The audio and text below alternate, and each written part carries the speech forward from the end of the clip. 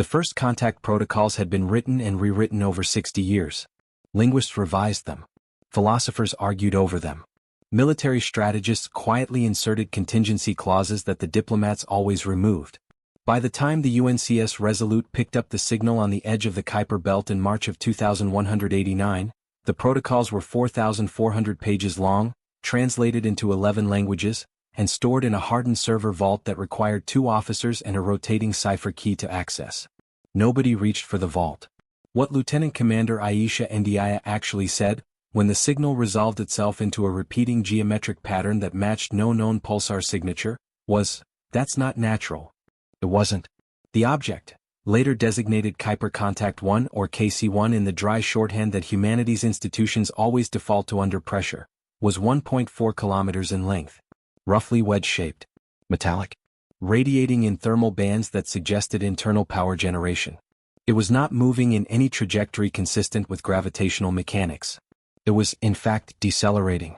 It had come from somewhere. The Resolute was a survey vessel, not a warship. It carried 6 crew, a modest sensor array, and exactly 2-point defense railgun turrets designed to handle debris and micrometeorites, not first contact scenarios. Ndiaye had 18 minutes to decide how to respond before the object closed to visual range. She spent 15 of those minutes composing and deleting a transmission. She sent 3 words in the end: "We are here." Then she ordered her crew to strap in. What followed was 14 seconds of complete silence, and then the object stopped. Not decelerated. Stopped. As if inertia were optional. The transmission that came back was in human radio frequencies. Not in any human language but in human frequencies. Someone, or something, had been listening long enough to learn how we communicated before bothering to learn what we said. That detail alone was discussed in academic papers for the next 3 years. It implied surveillance. It implied patience. It implied a decision made somewhere out there in the dark, that humanity was worth watching before engaging. What it did not imply, and this was the critical miscalculation, the assumption that would eventually cost the Voth hegemony an entire war fleet, was that humanity was weak. The Voth were not a young civilization. They had been spacefaring for roughly 4,000 years by their own reckoning, and they had encountered 11 other species in that time. Of those 11, 3 had been absorbed peacefully into the hegemony. 2 had gone extinct before contact formalized. 6 had been conquered. Their methodology was consistent. Assess, classify, then act. The assessment phase for humanity lasted 11 years. Voth observer drones, passive, stealthy, electromagnetically inert, had been watching Earth since the late 21st century. They had watched humanity develop faster than atmospheric flight, nuclear fission, early fusion trials. They had watched wars, famines, political collapses, and recoveries. They had watched humanity build orbital infrastructure. First the ISS, then the expanded ring station, then the slow, argumentative, underfunded, ultimately successful push to Mars. By Voth classification standards, humanity ranked as a Category 3 civilization. Technologically adolescent. Politically fragmented. Emotionally volatile.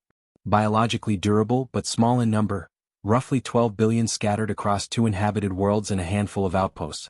Category 3 civilizations in the Voth historical record did not resist. They had a word for it in their language. A concept that translated roughly as the moment of comprehension, the instant when an underdeveloped species first truly grasps the scale of what it is facing and chooses submission over annihilation. The Voth considered it almost merciful.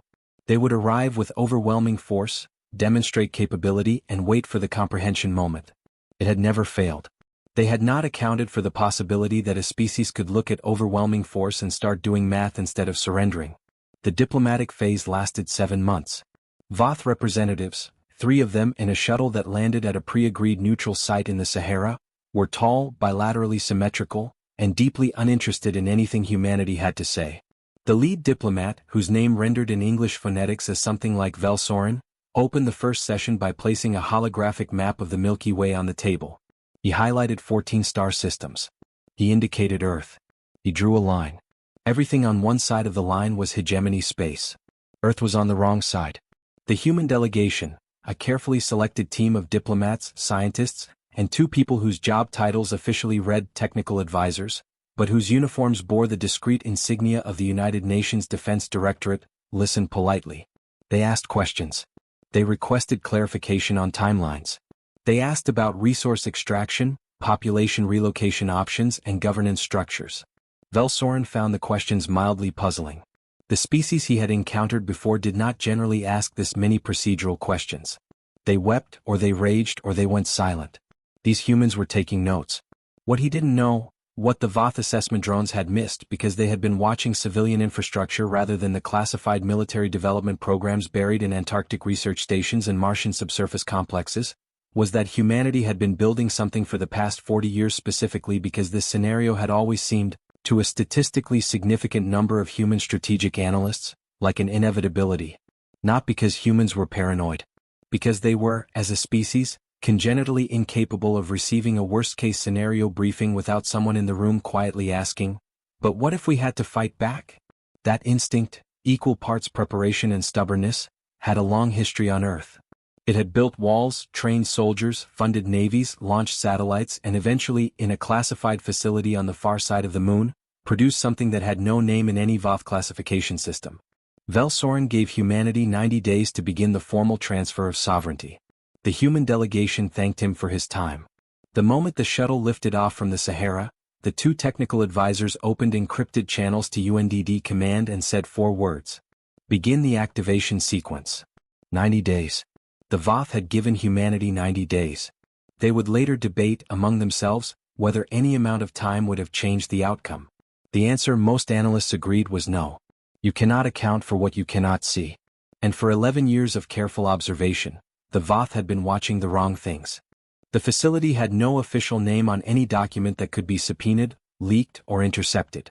Internal staff called it the Shelf, a reference to the continental shelf off the coast of Norway, 800 meters below the surface, beneath enough seawater to shield its electromagnetic signature from every known form of passive surveillance. It was not the only facility of its kind. It was simply the oldest and the one that had taken the longest to build, and the one where, in the 3rd week after the Voth ultimatum, Director General Camille Osei stood in front of a wall-sized tactical display and said something that was not in any protocol document.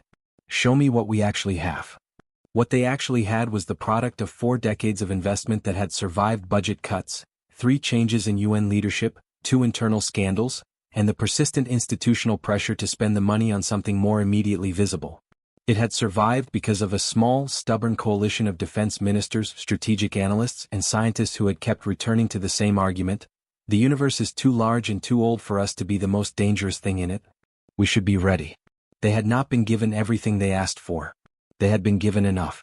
The display populated over 30 seconds, layer by layer. Osei had seen the full picture before, had in fact helped build it over a 17-year tenure, but she still felt something tighten in her chest when it was all visible at once. Not fear. Something more like the feeling of holding a tool that had taken a long time to forge and finally understanding it might need to be used. Earth's orbital defense grid. 144 platforms. Not the weather and communication satellites that Voth drones had catalogued. These were hardened, redundant, linked through a quantum-encrypted mesh network. Each platform carried a modular weapons bay and enough autonomous decision-making capability to function independently if command links were severed. They had been disguised for years as navigational infrastructure. They looked to passive sensors like unusually large relay stations.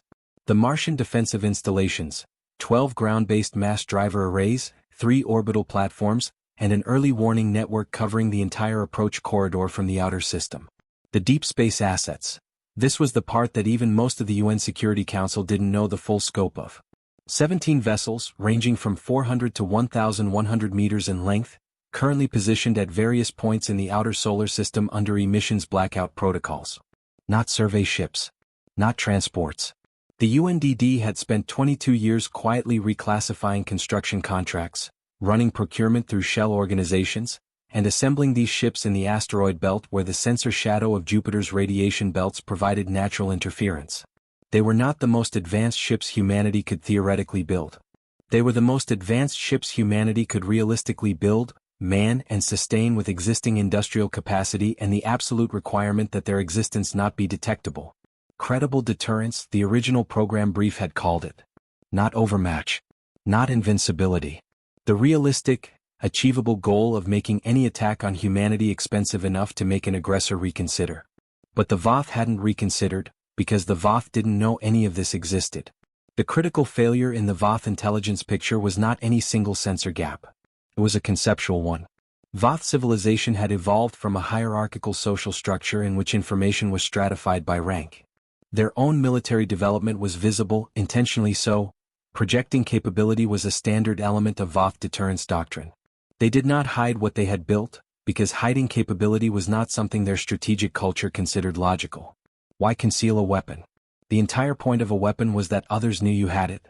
They had therefore assessed human military capability based on what was visible. Publicly acknowledged naval vessels. Declared nuclear arsenals.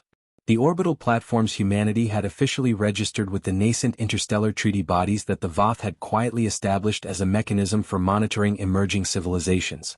The classified programs were, by definition, not declared. A Voth analyst reviewing the assessment files would later summarize the error with characteristic bluntness. We measured what they showed us. We did not ask what they were not showing. The 90-day countdown was not, from humanity's perspective, a deadline. It was a preparation window. The UNDD wargamed the Voth approach vectors obsessively. Voth military doctrine, reverse-engineered from the 7 conflicts in their historical record that human analysts had been able to piece together from the diplomatic data exchange, was consistent. Overwhelming initial force, targeted at command and communications infrastructure, followed by an offer to negotiate surrender. The Voth did not want to destroy civilizations. Destruction was wasteful. They wanted capitulation. This created a vulnerability that UNDD strategic analysts identified within the first week and spent the remaining 83 days refining into a plan. If the Voth expected the comprehension moment, expected humanity to look at their fleet and fold, then the window between their arrival and the commencement of their targeting sequence would contain an assumption of safety. Pause. Not long. Seconds perhaps. Seconds the UNDD's weapons programmers had spent years ensuring were enough. The plan had a name assigned by the AI systems manager who ran the activation simulations and who had, apparently, a dry sense of humor. Operation Margin. As in, the margin between what the Voth thought they knew and what was actually true. As in, the margin that, in every war game run over the previous decade, was exactly wide enough. On day 71 of the countdown, a Voth scout vessel entered the inner solar system. It was running full stealth by Voth standards. Human deep space sensors picked it up at approximately $4.20. The scout spent 19 hours conducting a sweep of Earth and Mars orbital space. It cataloged the registered satellite infrastructure, logged the publicly visible orbital platforms, noted the civilian shipping traffic, and compiled what it assessed as a comprehensive picture of human space-based military capability. It departed without incident. The UNDD knew it had been there the entire time. They let it leave with exactly the picture they had spent years constructing for it to find. The Scouts' report to Voth Hegemony Command was, by all accounts, reassuring. Humanity's orbital defense infrastructure was modest.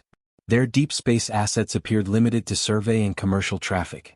There was evidence of military vessel construction, but nothing at a scale or capability level that would represent meaningful resistance to a hegemony strike fleet. Category 3 the report confirmed. No revision recommended. The hegemony fleet departed its staging point 22 days later. In the shelf, 800 meters beneath the North Sea, Director General Osei looked at the incoming trajectory data and said nothing for a long moment. Then she authorized the transmission that would wake up every asset humanity had built and hidden and waited with, for the moment that now, finally, had arrived. The Voth 6th Expeditionary Fleet entered the Sol system at 0341 UTC on a Tuesday. Not because Tuesdays held any significance to the Voth.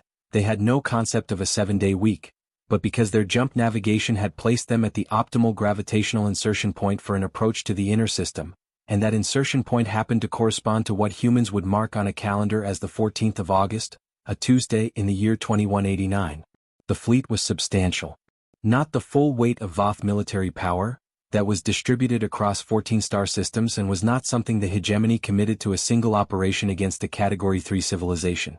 But substantial. 47 warships, ranging from destroyer-class vessels to 3 capital ships that each exceeded 2 kilometers in length. Troop transports. Logistics vessels. An orbital bombardment platform designed specifically for the kind of targeted infrastructure strikes that accelerated the comprehension moment. Fleet Commander Chauverak had done this before.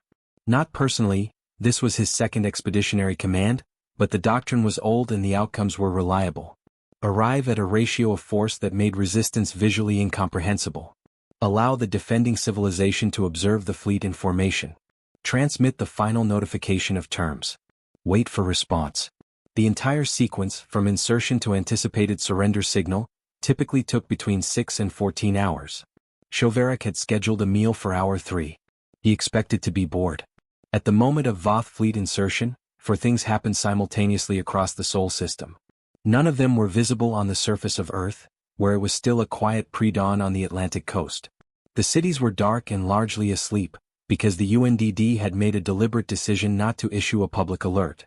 Not out of paternalism, or not entirely, but because a panicked global population was a variable that complicated military operations, and because the people who had spent decades building toward this moment had decided, collectively, that the best thing they could do for the 12 billion humans they were responsible for was to handle it before it became a crisis those 12 billion people had to experience. This was, critics would later argue, an ethically complex decision. It was also tactically sound. The first thing that happened was that the UNDD's Deep Space Early Warning Network, seated across the outer system in objects disguised as natural trans-Neptunian bodies, registered the Voth insertion event 4.1 seconds after it occurred. The network had been designed with exactly this scenario's light delay calculations in mind. The second thing was that 17 UNDD vessels, which had been sitting dark and cold in various positions in the outer and mid-system, began powering up. Not weapons, not yet. Drives and sensors first. The activation sequence was tiered, designed to minimize the electromagnetic signature of what was, taken together, a substantial military awakening. The third thing was that the orbital defense grid received a standby authorization that changed the status of 144 platforms from passive monitoring to targeting active. This was not visible from the ground. It was not visible to the Voth. It was, however, logged in the UNDD command systems with a timestamp that would later be cited in dozens of academic and legal analyses of what the next several hours represented. The fourth thing was that Director General Osei in the shelf was handed a cup of coffee by her aide, who said nothing and whose hands, Osei noticed, were entirely steady. She had recruited well. Shovarek's first anomaly report came 40 minutes into the approach. His sensor officers had identified the emission signatures of what appeared to be a significant number of power sources activating in the midsystem. Not Earth. Not Mars. The void between. The signatures were partially occluded, whatever was producing them had made efforts at stealth, but 47 military vessels carried substantial sensor capability, and when multiple platforms triangulated the same region of space, the picture that emerged was difficult to interpret charitably. There were vessels out there. A number of them. He sent for his intelligence officer. The intelligence assessment that came back was careful and, in retrospect, tragically incomplete. The vessels were real, that much was undeniable. But their configuration and capability were unclear. The assessment suggested they were likely the military construction projects flagged in the scout report, early-stage warships, probably undercrewed, certainly under-equipped relative to hegemony standards. The Category 3 classification held. Nothing in the emissions profile suggested weapons systems of a kind that would require tactical revision. Shovarek read the assessment, considered it for approximately 90 seconds, and decided to continue the approach. He did, however, move the bombardment platform toward the rear of the formation and tighten the fleet's defensive envelope. He was not nervous. He was methodical. There was a difference and he considered it important. The UNDD vessels did not move to intercept. This was, of all the decisions made in those hours, perhaps the least intuitive, and the most important. Every war game had confirmed it. You did not send ships toward a fleet of 47 warships that outmassed you when you did not have to. You let them come to where your other assets were waiting. The Voth fleet's approach trajectory, optimized as predicted for a direct line to Earth orbit, would bring them through a volume of space that the UNDD had, over the past decade, quietly made very interesting. The 17 UNDD vessels were not there to fight the fleet head-on. They were there to complete a geometry. Shovarek transmitted the final ultimatum when the fleet reached 1 light minute from Earth. Standard Voth protocol. The message was transmitted in the human radio frequencies his communications team had catalogued. It stated, in terms his translation systems rendered as unambiguous, that the Voth hegemony claimed sovereign authority over the Sol system and its inhabited worlds. That humanity had 48 hours to formally acknowledge this authority. That resistance would result in the use of force calibrated to produce compliance, not extinction. The Voth phrasing for this was something like, corrective demonstration. The response from Earth came in 12 minutes, the round-trip light delay plus processing time. It was a single transmission. Brief. In the flat, factual tone of someone reading a prepared statement. Transmission received. We decline the terms. You are currently in a weapons engagement envelope. We recommend you halt your approach and reconsider your position. This communication is being offered as a courtesy. It will not be repeated. Chauverik read it twice. Then he read the sensor data his officers were now placing in front of him with an urgency that was, in his extensive experience, not typical of routine approach operations. The 17 vessels had moved. Not toward the fleet. They had repositioned. Into a pattern that, when his tactical AI mapped it against the fleet's current position and the orbital defense grid's known locations and the deep space assets now showing active weapons signatures, described something that had a name in every military doctrine he had studied. A kill box. The fleet was inside it. He had 14 seconds to decide what to do. 14 seconds. In space combat, distances are vast and light is the speed limit that governs everything. But a kill box isn't about proximity. It's about geometry, about placing assets at angles and distances that give the target nowhere to go that isn't already covered. Chauverik had spent 30 years studying military doctrine. He understood kill boxes. He had designed several. He had never been inside one. His tactical display was updating faster than his officers could verbally report. The 17 human vessels, whose configuration his systems were still struggling to fully classify, were not moving to engage directly. They were maintaining position, holding the geometry. The orbital platforms were warm and targeted. The deep space assets were active. Nothing was firing. That was what made it disorienting. In his experience, a species that had you in an engagement envelope fired. You showed force, they showed fear, or they showed weapons. The binary was reliable. These humans were just waiting. The 14 seconds expired. He gave 2 orders: halt the fleet's approach and begin an emergency tactical assessment. What came back in the next 4 minutes would have been, if he had received it before leaving hegemony space, sufficient reason to abort the entire operation. The UNDD's weapons architecture had been designed around a principle that emerged from decades of human strategic thinking and one very specific technological development. The development was called, in internal documents, the distributed kinetic network, a term that deliberately obscured its function. In essence, it was a system for coordinating a very large number of relatively simple weapons in a pattern that made their combined effect far greater than the sum of their parts. Individual railgun platforms. Mass driver arrays. Independently targeted hypersonic delivery vehicles. None of these, in isolation, would threaten a Voth warship designed to absorb significant punishment. But 144 orbital platforms, 17 deep space vessels, and the Martian surface arrays were not operating in isolation. They were operating through a shared targeting mesh, under an AI-assisted fire control system that had been fed the Voth fleet's current positions, vectors, drive signatures, and mass estimates. The system knew, to a precision that was frankly uncomfortable to look at on a screen, exactly where every ship in that fleet would be at every moment over the next 6 minutes. It also knew that the Voth had, by the laws of orbital mechanics and the physical reality of their current position, very limited options for rapid exit. This was not a weapon designed to destroy civilizations. It was a weapon designed to make attacking humanity's solar system an act with immediate, severe, and unavoidable consequences. The people who built it had not wanted to use it. They had built it so they would never have to. Chauverik, looking at his tactical display, was beginning to understand this. He requested a communication channel to the Human Command Authority. It was granted within 90 seconds, which was, itself, a kind of message. They had been waiting for him to ask. The face that appeared on his display was a human female, middle-aged by human standards, with the particular quality of stillness that he had learned, in his dealings with human diplomats, tended to indicate either extreme calm or extreme focus. Sometimes both. She introduced herself, Director General Camille Osei, United Nations Defense Directorate. She did not threaten him.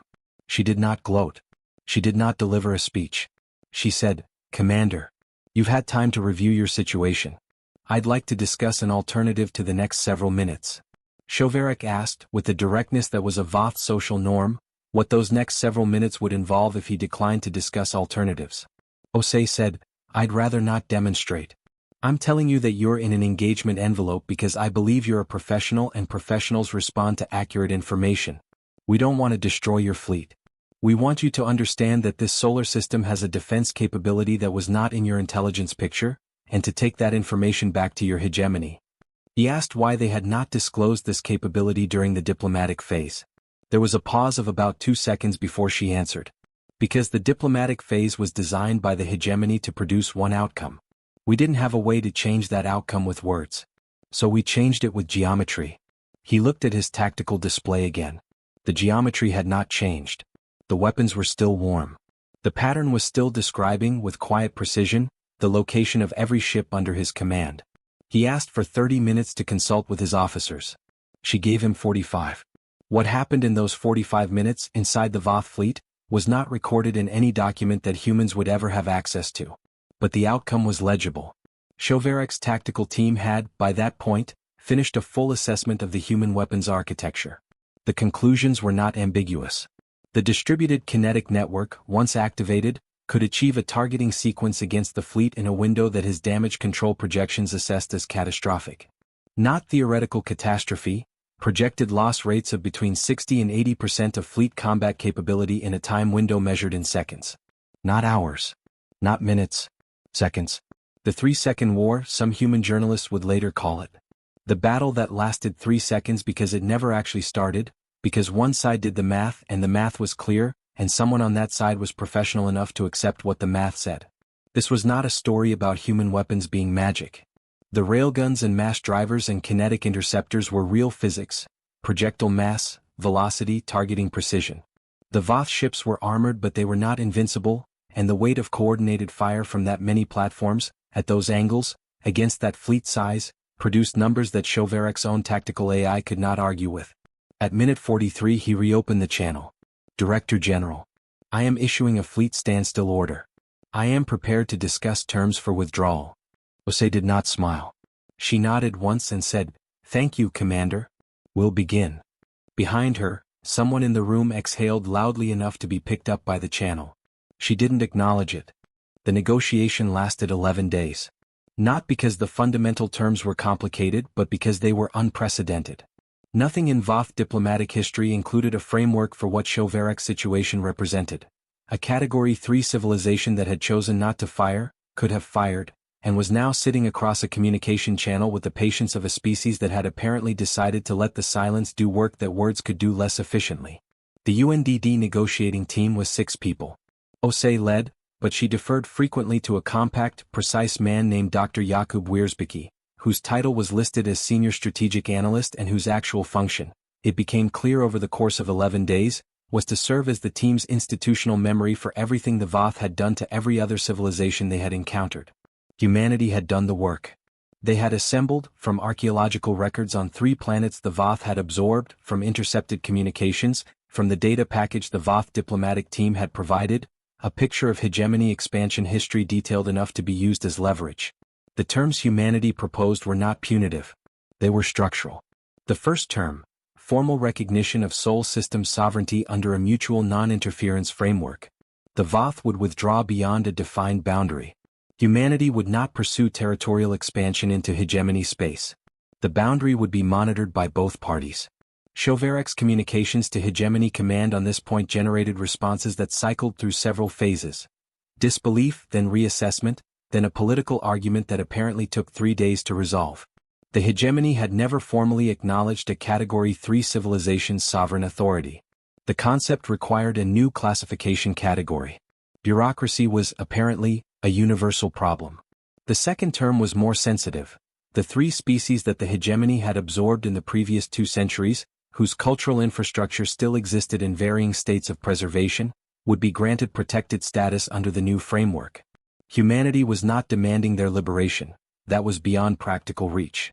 But documentation, cultural access rights, a formal prohibition on further degradation of their linguistic and historical records.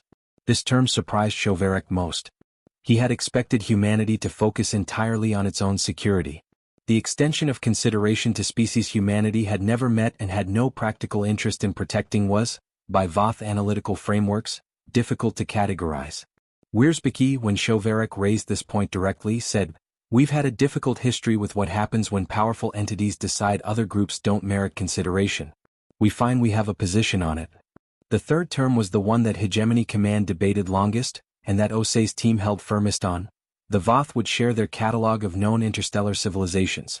Not intelligence assessments, not military data, just the basic fact of who was out there. A star map with names on it. The fundamental information that every spacefaring species deserved to have and that the hegemony had withheld from every civilization it encountered as a means of preserving information asymmetry. You know who our neighbors are, Osei said in the session where this term was most fiercely contested. We'd like that too. On the 8th day, Hegemony Command sent Shovarek a classified communication that he decoded privately and did not share with his officers.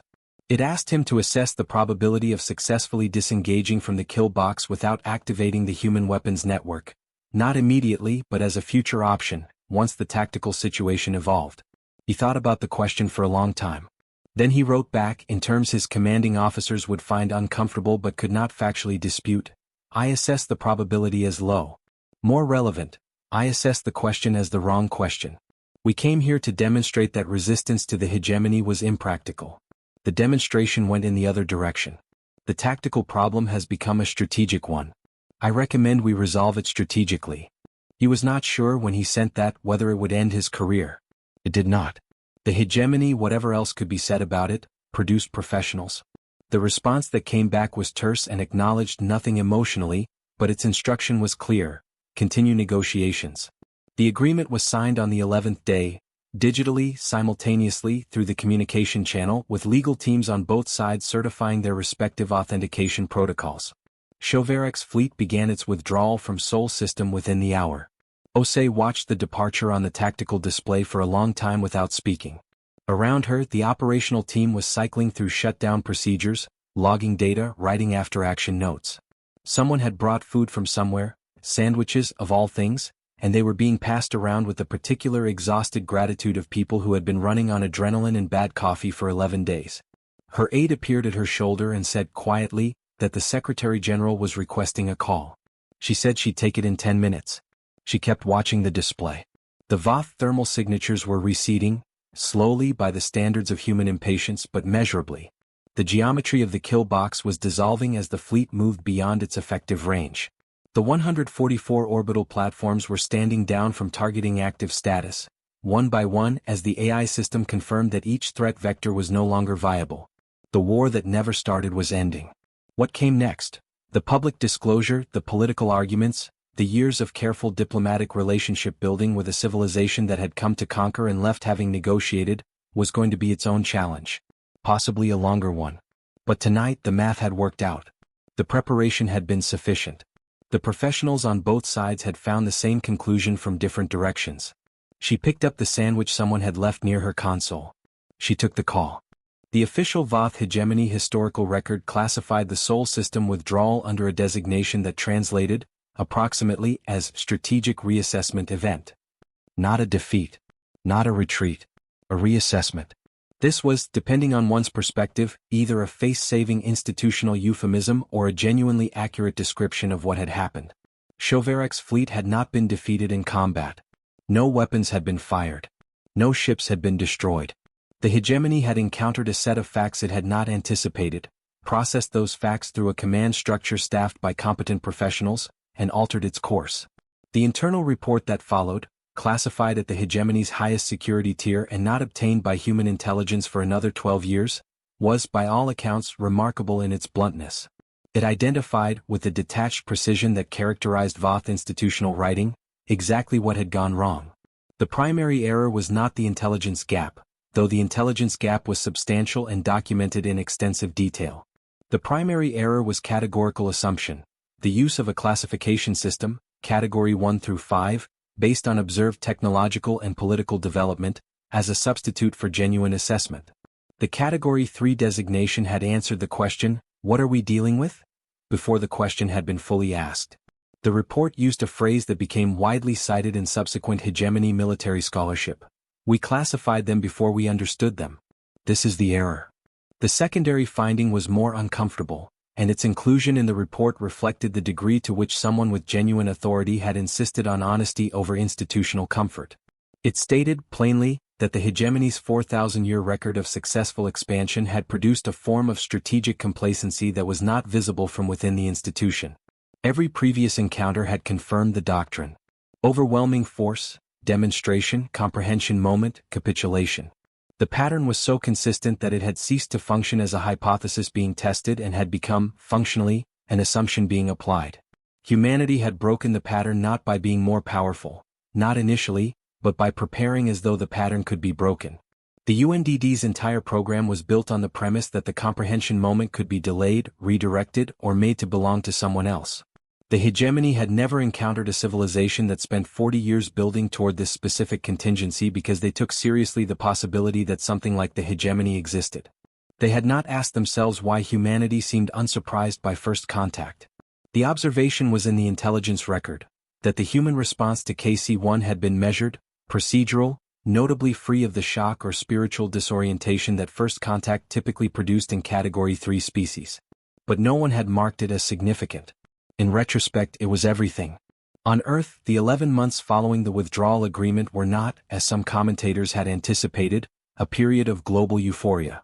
They were complicated. The public disclosure that humanity had been under effective alien ultimatum for 90 days, that a war fleet had entered the solar system and been present for 11 days, and that none of this had been made public during the event, produced a political crisis that was, in its own way, as challenging to manage as the Voth contact itself. The UNDD's decision to handle the situation without public disclosure was defensible on operational grounds. It was considerably harder to defend on democratic ones. Parliamentary hearings were called in 17 countries. 3 UNDD officials resigned.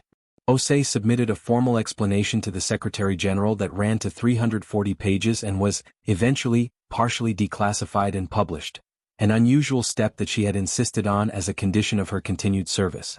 The public read it, argued about it, voted in elections shaped partly by it. And then, as human societies tend to do, they absorbed it and continued. What they did not do, and this was perhaps the truest indicator of what the event had meant, was dismantle the UNDD. The program that had been built quietly over 40 years, that had remained classified through administrations and budget cycles and scandals, emerged from disclosure with its funding intact and, ultimately, expanded. Because the public, when it understood what had been built and why it had been necessary, arrived at roughly the same conclusion that a small group of analysts had reached 4 decades earlier. The universe was large and old and full of things humanity did not yet understand.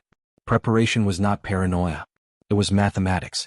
The star map that the Voth had provided as part of the withdrawal agreement was released to the scientific community in stages over 2 years. It named 43 spacefaring civilizations within a range of several thousand light-years. Most were hegemony clients or members. A handful were independent. 2 were listed with a notation that translated as status uncertain, the Voth's way of acknowledging civilizations they had encountered that had, subsequently, ceased to respond. Humanity studied that map with the focused intensity of a species that had just learned it had been watched without its knowledge and found the experience motivating rather than paralyzing. The UNDD launched 3 long-range survey programs targeting the nearest independent civilizations. Not military programs. Scientific ones. Contact on humanity's terms, with full transparency about who humanity was and what it had recently been through. The first response, from a civilization 34 light-years away, whose name translated into something roughly like, the Still Water People, came 8 years later. It was by all accounts cautious, interested, somewhat surprised that humanity had taken the trouble to ask before assuming. That OSE said in the press conference she gave on the day the response was decoded, was exactly the point. 40 years later, historians would argue about what the soul withdrawal should be called. Some preferred the clinical, the first Voth human contact resolution. Others, mostly those who had lived through it or studied it closely enough to feel its texture, used the phrase that had emerged from that original coverage, the 3-second war, even knowing it was technically imprecise.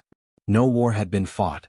3 seconds was the estimated window of the weapons engagement that hadn't happened. It was a name that captured something the formal title didn't. The knife edge of it, the nearness of an outcome that would have been irrecoverable. What nobody called it was a victory. Not in the official record, not in the serious analyses, not in the memorials that eventually appeared in several countries and in the first permanent human settlement on a moon of Jupiter, which happened to be named OSE Station after a woman who had famously objected to the naming and lost the argument posthumously. Because victory implied that a fight had been won. And the whole point, the strategy, the preparation, the geometry, the 40 years of quiet work, had been to make the fight unnecessary. The question that recurred most often in the academic literature, in the documentaries, in the occasional thoughtful journalism that circled the event every anniversary, was, what if the Voth had fired first? It was not a comfortable question. The honest answer was that the outcome would have been different. Not necessarily catastrophic. The UNDD's damage projections suggested the orbital defense grid could have absorbed an opening salvo and retained enough capability to respond decisively. But different. Some platforms would have been destroyed. Some ships. Some people. The decision Chauverec made in those 14 seconds, to halt and reassess rather than commit, had mattered. And it had been a decision, not a certainty. He had options. He had made a choice. The outcome that history recorded as clean and resolved had, in the moment, been balanced on the quality of one officer's judgment, and whether he was the kind of professional who could process unexpected information and update his behavior accordingly. He was. He had been. The UNDD's after-action analysis noted this in careful language.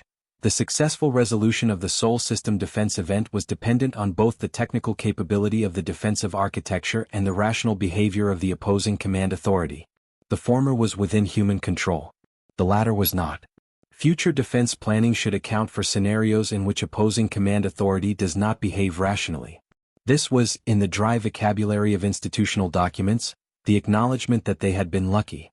Or rather, that preparation had created the conditions in which the outcome was most probable, but probability was not certainty, and the difference had been a person on the other side making a reasonable decision. This was the thing about deterrence that was always true and always uncomfortable. It only worked when both sides were paying attention. Chauverec himself lived another 32 years after the withdrawal. He was not court-martialed. He was, eventually, promoted, a fact that said something about the hegemony that the optimist chose to find encouraging. He gave no public interviews accessible to human media. He wrote a memoir, later partially translated, in which the Sol system event occupied 3 chapters out of 42. His account was professional and spare. One passage was cited frequently. It read in translation, "I had studied every engagement in our record. I had never considered the possibility that the engagements in our record did not constitute an adequate sample. The humans had considered it. This was the entire difference. What did humanity prove? Not that it was the strongest. Not that it was the most advanced. Not that it was invincible or destined or cosmically special in the way that certain kinds of stories like to claim. What it proved was simpler and, arguably, more durable. That a civilization that takes its own survival seriously, that plans for contingencies others dismiss, that invests in preparation without the guarantee of return, that trains the kind of people who stay calm when the math is frightening, that civilization changes the probability of its own continuation in ways that matter. The Voth had 4,000 years of experience. Humanity had 40 years of preparation. The preparation had been specific, credible, and, crucially, invisible until it needed to be seen. This was not a story about human weapons. It was a story about human patience. About the long game. About the unsexy, unglamorous, persistently defunded work of building something necessary before you need it rather than after. The star map that hung in the main operations room of Osei Station showed 43 civilizations. Over the decades that followed the Sol withdrawal, humanity made contact with 11 of them. Not all contacts went smoothly. 2 were tense. 1 produced a diplomatic incident that took 7 years to resolve. 1 produced a scientific collaboration that fundamentally changed human understanding of stellar evolution. None produced a war. This was not because humanity was uniquely peaceful. The historical record did not support that interpretation. It was because humanity had, in 40 years of preparation and 11 days of very careful decision-making, established something that translated across civilizational and species boundaries. That this species, small and young and scattered across 2 worlds, had looked out at an ancient and complicated universe and decided that the appropriate response was neither fear nor arrogance. Was attention, rigor, preparation, and the willingness, when the moment came, to let the geometry speak instead of the weapons. The Voth fleet had come expecting comprehension. They found something different. They found a civilization that had already comprehended decades earlier, in the quiet of strategic planning sessions and classified research programs, and had spent that time not in despair but in work. The fleet left. The weapons stood down. The star map was shared. And somewhere in the outer solar system, 17 vessels that had spent years cold and dark and waiting went back to their regular assignments, carrying crews who had trained for a moment they had hoped would never come, and had been ready when it did. That, the historians eventually agreed, was the story. Not the 3 seconds. Everything that made the 3 seconds possible.